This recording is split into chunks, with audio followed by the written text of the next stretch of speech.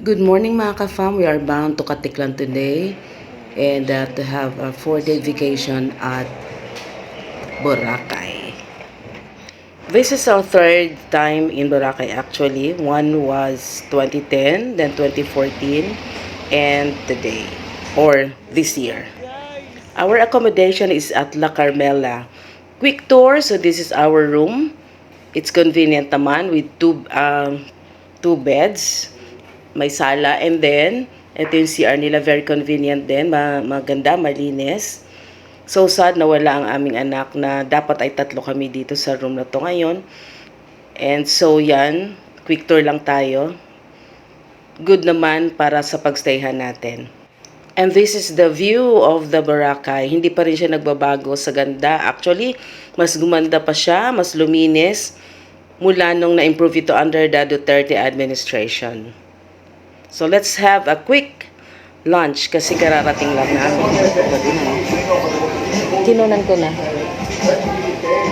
We're finally here at Boracay for the third time.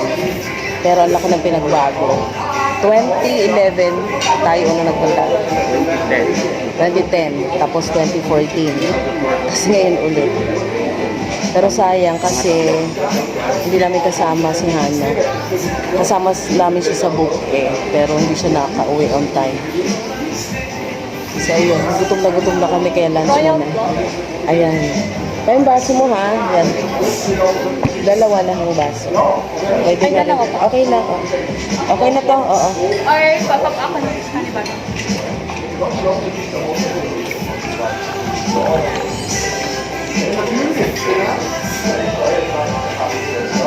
So lunch muna kami at hindi na namili kasi talagang gutom na.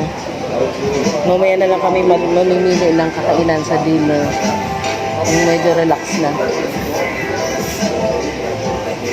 Dalawa lang kami pero mukhang libo agad yung lunch namin sa simpleng lunch. Ayan ang gusto nila.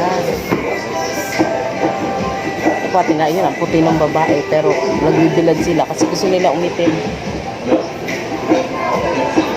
Pakita natin.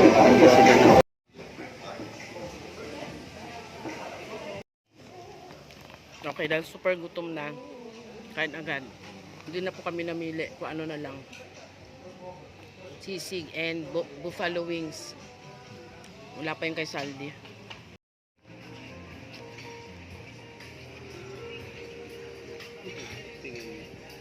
O, diba?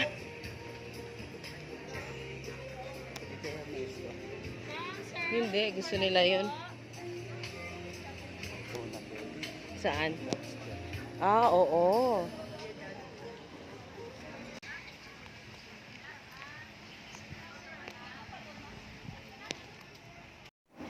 At 4 p.m. onwards, dyan na naglalabasan ng mga tao kasi hindi na masyadong mainit at lahat ay nag-aabang na ng sunset. Ayan, kaya ang dami-dami ng tao sa labas. Yung iba nagpipictorial lang, yung iba naman nag-aabang ng sunset, at yung iba naman ay talagang naliligo na sa dagat kasi nga hindi na siya masakit sa balat dahil hindi na ganun kainit sa paghapon. And then hanggang gabi na yan. Just like us, pagka lunch, bumalik muna kami sa hotel at nagpahinga, and then at 4 p.m. din sa kami lumabas. After chasing the sunset, eto na at tayo ay magdi-dinner na. Dito lang din naman sa La Carmela sa kanilang buffet. Hindi ganon ka ganda, or hindi ganon karami ang choices, pero okay na din kasi mura lang din naman ang kanilang buffet. So, kinabukasan saka kami naghanap ng iba pang makakainan. But for tonight, dito muna tayo sa buffet ng La Carmela.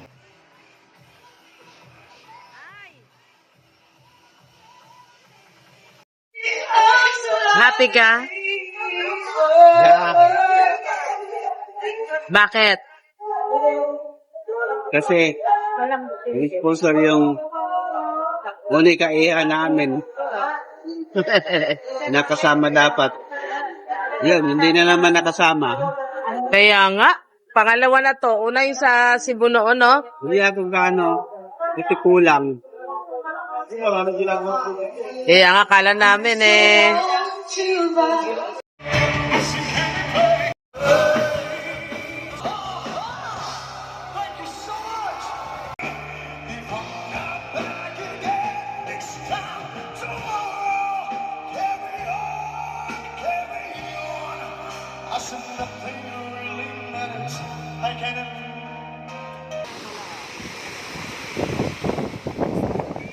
This is on our second day at tingnan niyo naman ang karagatan, malumot pa din. Going to the D-Mall, ito ang hindi namin nagawa before. Nung twice kami nagpunta, hindi kami gumagala. Pero ngayon, yan, trinay namin mag-ikot-ikot. Nakita namin tong parang park nila dito sa, ayan. Maganda naman siya, tahimik din. Here in Boracay.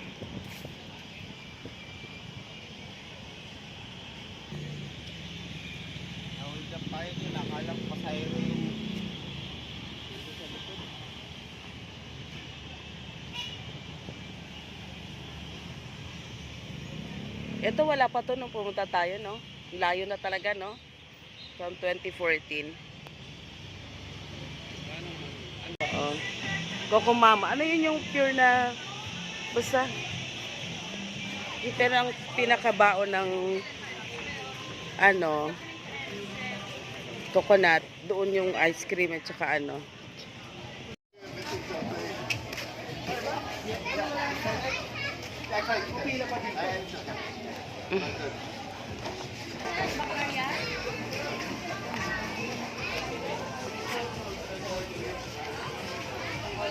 Ang ganito, 129 na lang. Thank you. Wala lang kayong smaller view na. Number 4. Ito na Coco Papa. Coco Papa. Para silang mga ano, parang artista, ipilahan. Pero malaki discount mo. Siyempre, Almost 100. natural.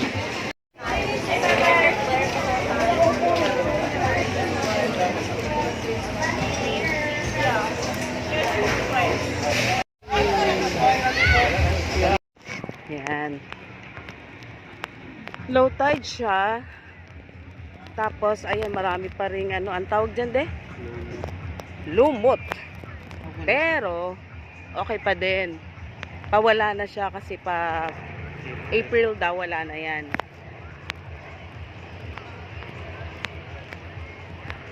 So, yan. So, sayang kasi sa totoo lang, itong bakasyon na to is meant for Hana. Kasi nga, baba niya ng barko.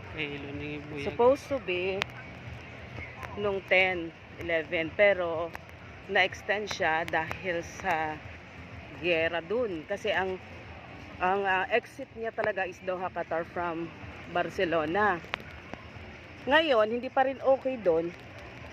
Hindi naman pwede hindi siya pauwiin. Ngayon, So, nagre-route na lang siya. Reroute? route.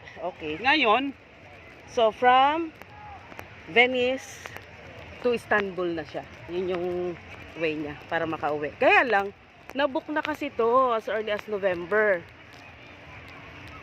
okay. Sayang naman. Yun lang, ang nasayang yung ticket niya. Plus yung accommodation niya. Okay. But just the same, ay kulang na kumbaga, wala eh.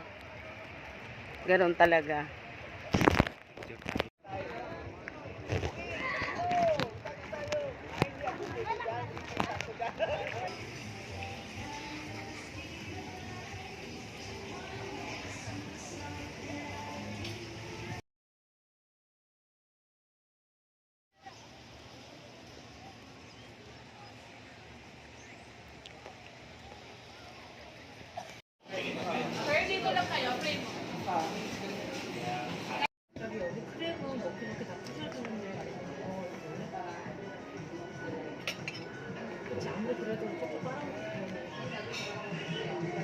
너 이거 되게 많이 먹고 싶으면 먹고 나는 원래 그렇게 안 돼.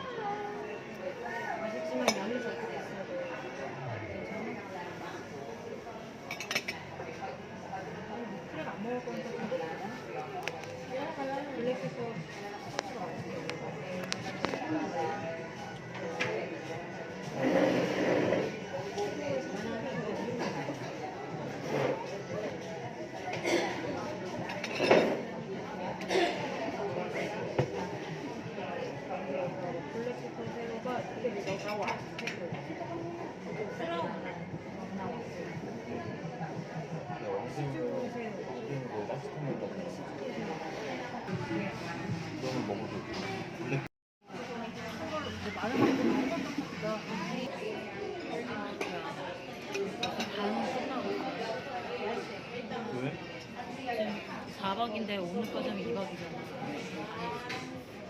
마지막 날 어차피 전화해지라서 집에 가야 돼.